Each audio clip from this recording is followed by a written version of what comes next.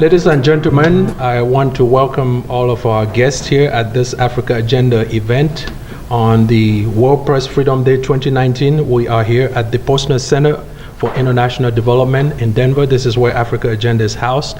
And we're doing this event as an organization because we believe in the African continent. We believe in our people. We believe what World Press Freedom Day symbolizes. World Press Freedom Day, as you may recall or may not recall, was proclaimed by the United Nations under UNESCO as a day to recognize the rights that journalists, people in the media have, bloggers, that freedom of speech, that they can advocate, they can speak up, they can talk about the things that are going on. This is a UNESCO day under the auspices of the United Nations. So as an organization housed here in Denver, we recognize how important it is that we talk about freedom of speech, freedom of press, not just in the United States. No, Americans talk about the First Amendment.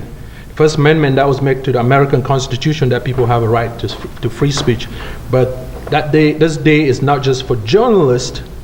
In America, we know a lot of journalists are advocating, they're speaking up, they're speaking out about the things that are going on in America, but we as people from the African continent, we also believe in free speech.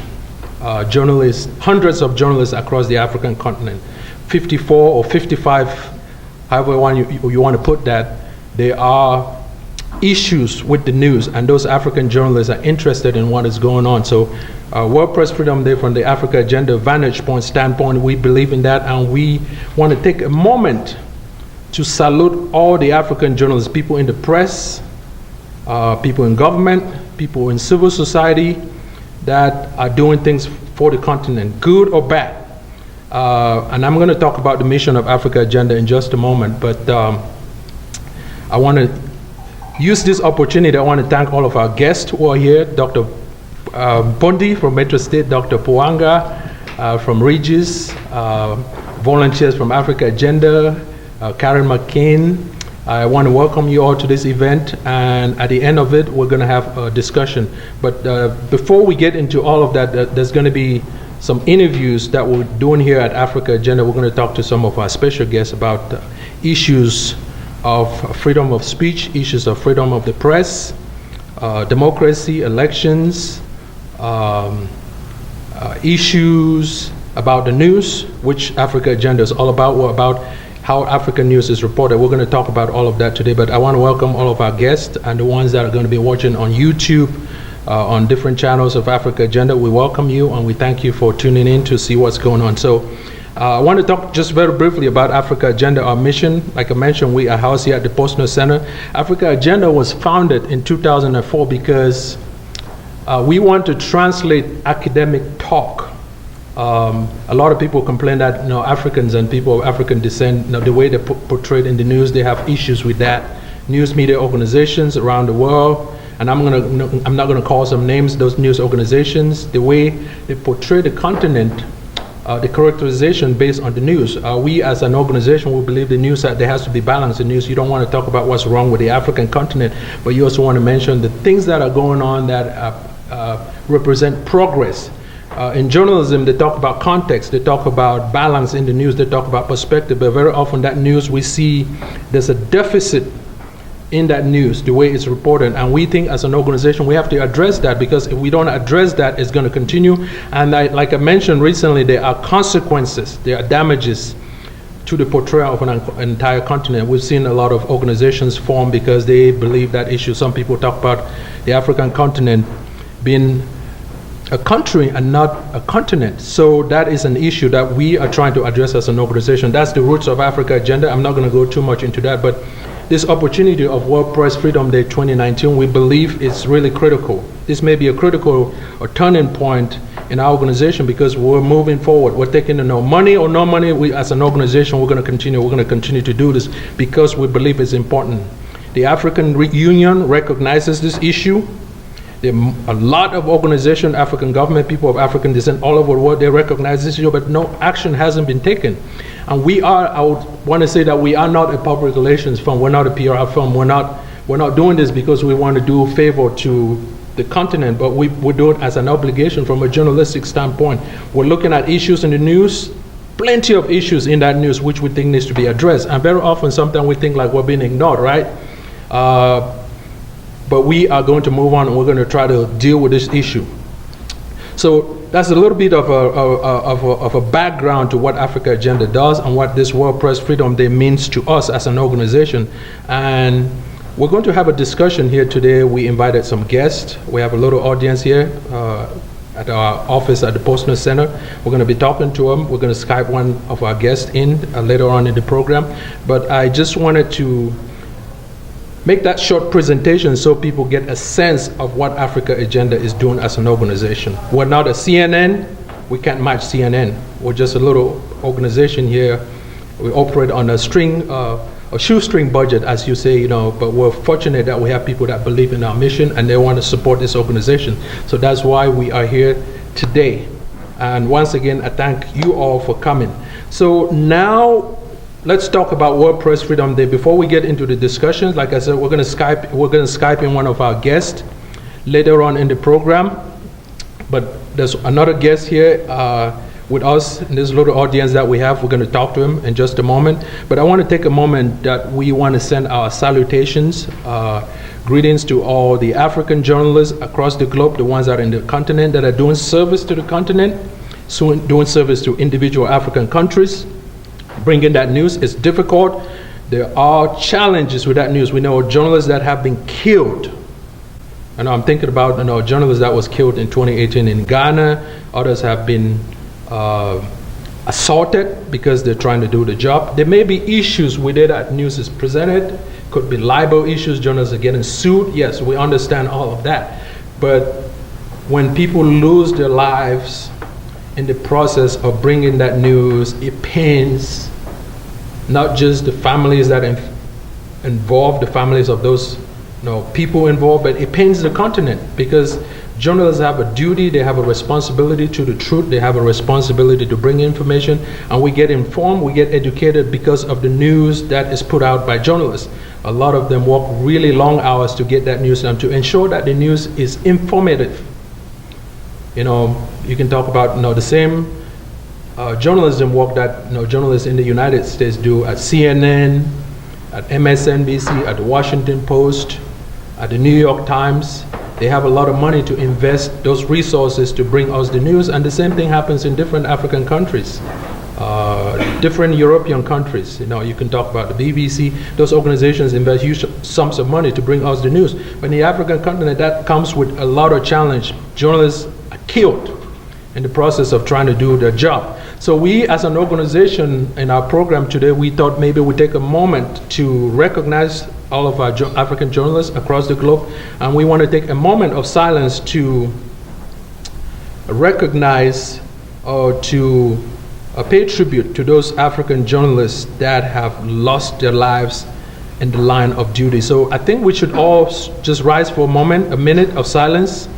That's what we're doing here at Africa Agenda today on this World Press Freedom Day 2019.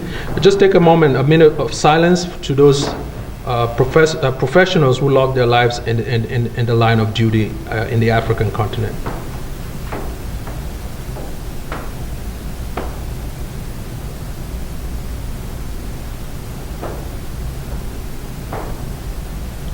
Thank you. You may be seated, please. Thank you. So now we're going to get into the nitty-gritty of our program this evening. We're going to talk about things in the news, issues in the news, the business of news, the business of reporting, elections, democracy matters in the African continent. And for that, I am pleased to welcome to this Africa Agenda World Press Freedom Day 2019 to this forum. I'm pleased to welcome my friend Dr. Loka Pwanga. Dr. Pwanga, let's give a brief to Dr. Loka Pwanga. Please have a seat. Please have a seat. So we're going to just have a short conversation here today, Dr. Pwanga, and I appreciate you the opportunity to speak with you. And we want to talk about the role of accurate reporting during election cycles. leading, talking about peaceful transfer of power, and as elections happen, as democracy matters happen in those countries, the role of accurate reporting. From your standpoint, from your vantage point, if you would just tell us what you think, what are some of the responsibilities, accurate reporting, make sure that information is reflected accurately when journalists report the news. That news gets on the front pages of newspapers, on television, on radio. What do you think needs to happen for that information to be trusted, for people to believe in that news? Well, before I answer the question, I would like to thank you for having me here. I think this is a very important forum, and I'm glad that you invited me, and I feel honored that I'm here. Journalism plays a very important role in terms of democracy, because the way you report the news, the way you report the information is what is going to be believed by people who are actually watching you. So if you're looking at elections, you can easily tip the elections by misrepresenting the information that's there. So one of the things I expect a journalist to have is neutrality. They have to be neutral to both parties, or if there are 3 or 4 parties, however many there may be. The reporter has got to report objective information. And by objective information, I mean the information has got to be accurate. And apart from being accurate, you have to present the views of the other people and make sure it's clear that these are views of the other parties, so that you are not being seen to report only for one party. And that's very important, so that the information is balanced, and the people who are actually going to elect the officials have got a balanced type of information.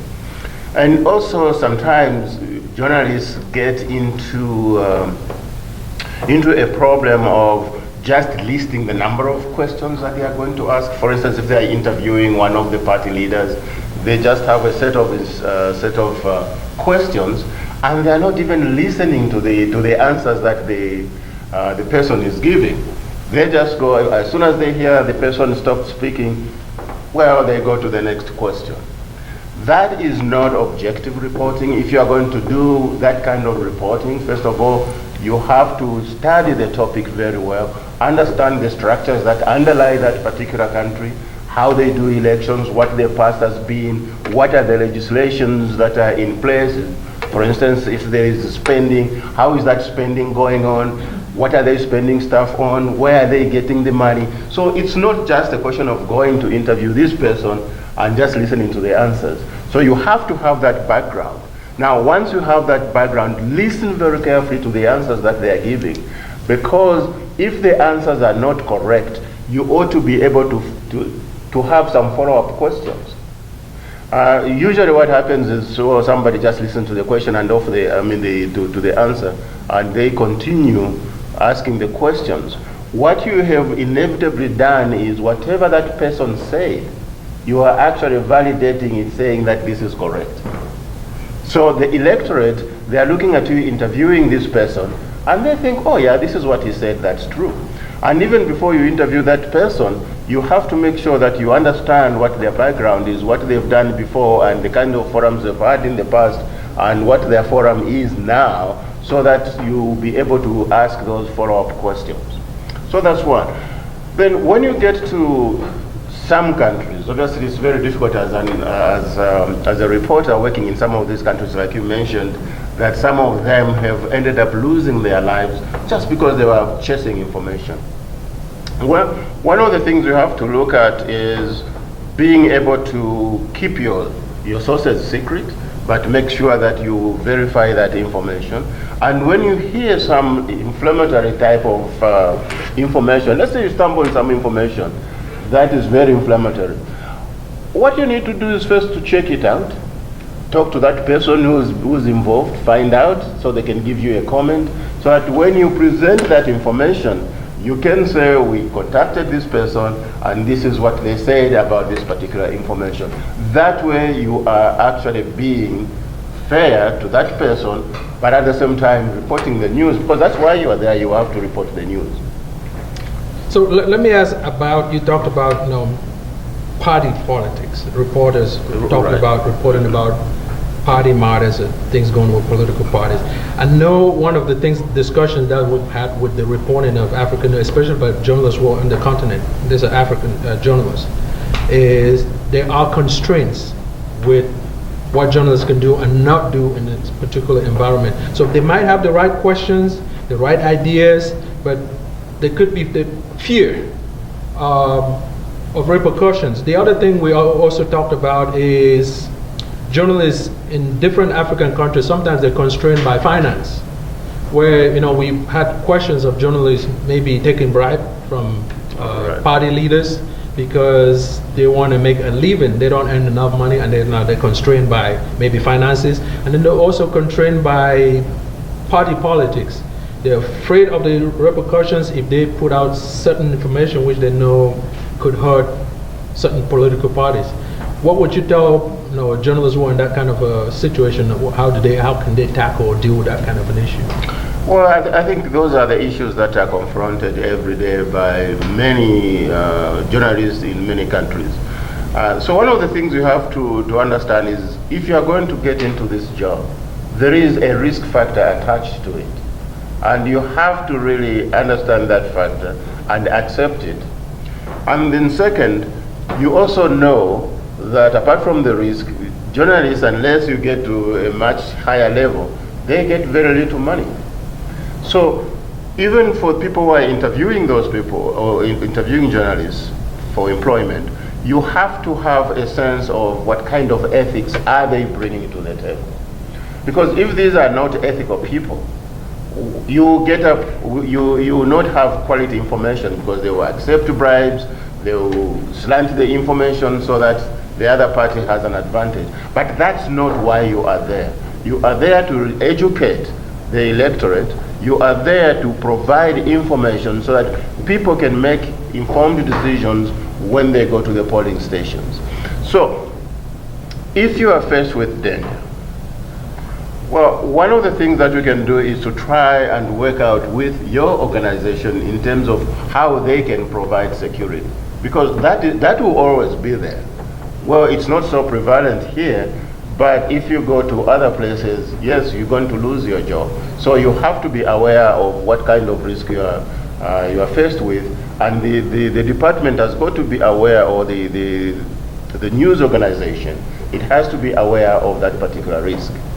So it's very difficult to mitigate risk, because you can't put a price on somebody's life. But at the same time, if you get into that kind of career, you have to be aware of these dangers. Okay, so let's talk about the role that social media plays in all of this. Now it's easy for a lot of people to get into the business now. They call it the business of journalism now, with social media, with Facebook, anybody, a lot of people. I mean, every time I get on Facebook, I get on different channels on the internet, there's somebody putting out information on YouTube, information. And sometimes, there's this whole question of fake news. We get a lot of information that comes to our feed on Facebook. On this World Press Freedom Day, yes, we recognize the contributions that journalists make, but how, as a consumer of that news, maybe from Zambia, you get on there, the elections or things that are going on, and what are some criteria that you use to validate that news, to make sure that information, maybe on YouTube, on Facebook, is information that you can trust? Because I've seen a lot of information on Facebook that is like, make believe. I feel like, this sounds like something that's true, but you check it out and it's not accurate information. What are some of the things that you do to check out the news, to make sure all that information you get about things that are going on in different African countries, even right here in the United States, make sure that information that you can trust? Well, actually, the emergence of social media has given everybody a platform. People who wouldn't before be able to speak, they are able now to communicate to the rest of the world. But as a consumer of that information, one of the things that you have to look at is where is this information coming from? What's the source? So if you just find some person out there, they have a blog and they are putting out this information, the information may be biased. Even the way we are talking about parties have got a way of trying to look at the information and dropping this information out there, or even talking about other competitors, saying, hey, this competitor is bad because of this and that. That may be used, one, to make sure that the other party looks too bad, two, to deflect from what may be a discussion about that particular party, so that now people can be talking about something else. And three, they may not be comfortable with the kind of discussion that is going on, so rather than focus on themselves, then they would rather focus to somebody outside. But the source where the information is coming from is very, very important. If you're looking at Africa, for instance, you have to look at who are the owners of these particular media outlets.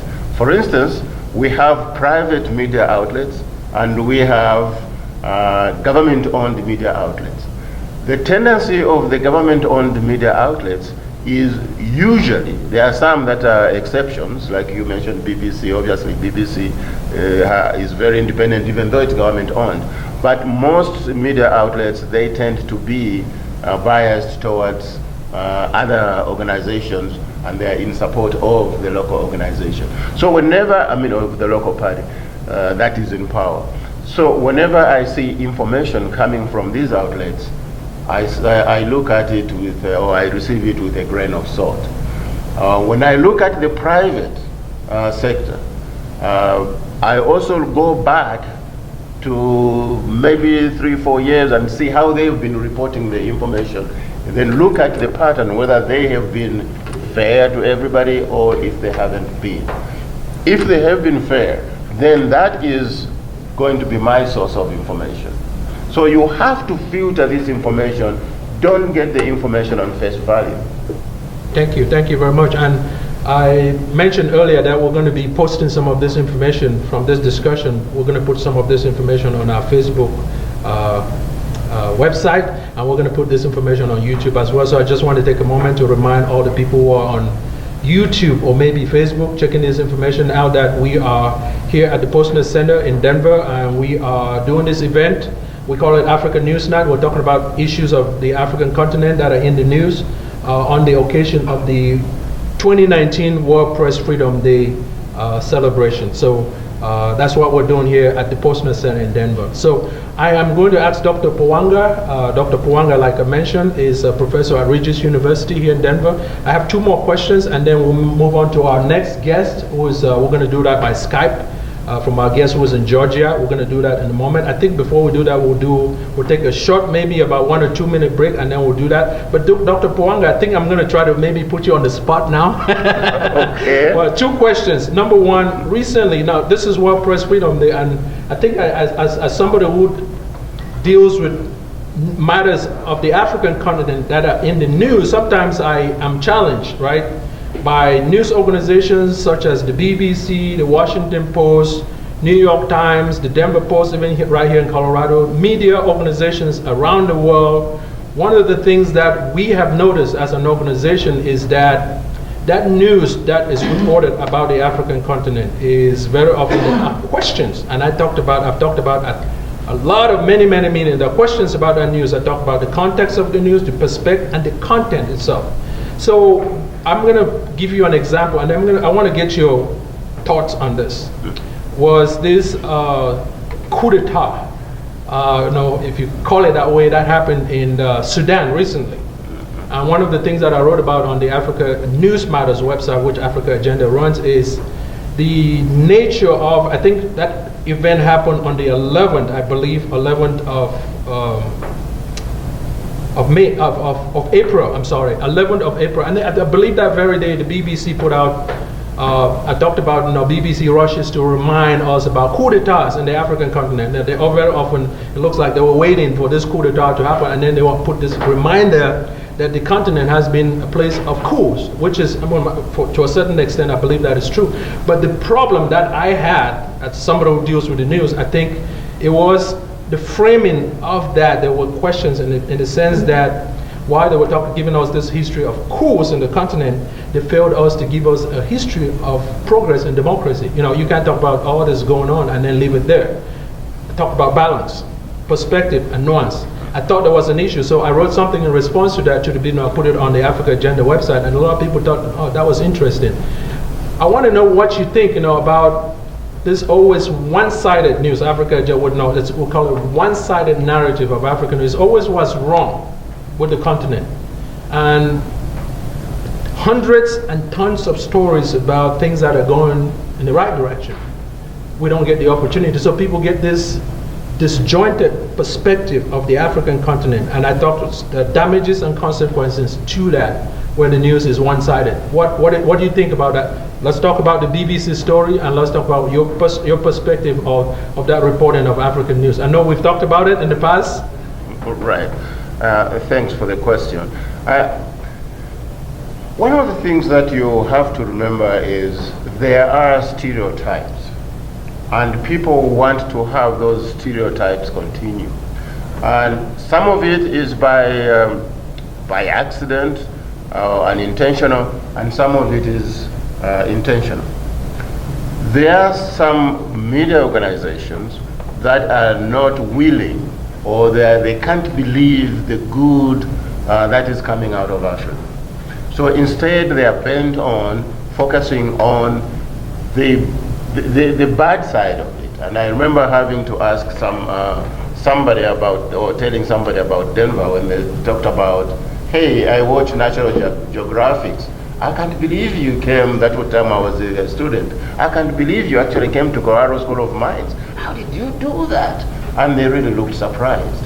And I told them, look, what you are going to see there, if you went, is just the same thing that you would see here. There are cities and there are rural areas, there are poor people and there are rich people.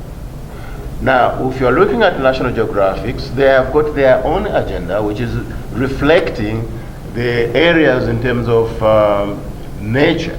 So they are not looking at the urban areas and seeing all these good things, because that's not their agenda. I can do the same things. I can go to 16th Street Mall and take a video of all the homeless and go along Platte River and take all the videos of all the homeless people and say, here, this is how Denver is. But is that a true reflection? This goes back to what I was talking about in terms of presenting a balanced picture. And that picture is not presented. Now, what should we do about that? One of the things that we ought to be doing is we have to have more forums like the forum that you have here, and I'm very proud of the fact that you do this, so that we can counterbalance some or counter some of the things that are reflected in a very poor light when they should be reflected in a better light. Because only as Africans can reflect ourselves the way we would like to be reflected. And we understand the environment, we understand what's good and what's bad. Just like anywhere else. Here there are things that are bad, there are things that are good. And wherever you go, the same is true. Thank you very much. I mentioned I was going to ask 2 questions. I think I'm going to limit that to 1 question. And Dr. Pwanga, we would come back and ask a few questions later on. I think what I want to do at this point is that we will take maybe just 2 minutes. We'll pause for 2 minutes and we'll get that computer over there ready. We're going to connect via Skype or maybe audio conference with Dr. Ben Bongang. He's a professor of journalism and political science at Savannah State University. We're going to be talking about this same matters. He's going to be giving his take on all these different issues and answering some questions. And then we would all have the opportunity to have a little discussion when this is all over at the end of the program. So once again, we thank you. And to our audience on YouTube, on Facebook, we are going to take a short break and we are going to come right back. Thank you very much.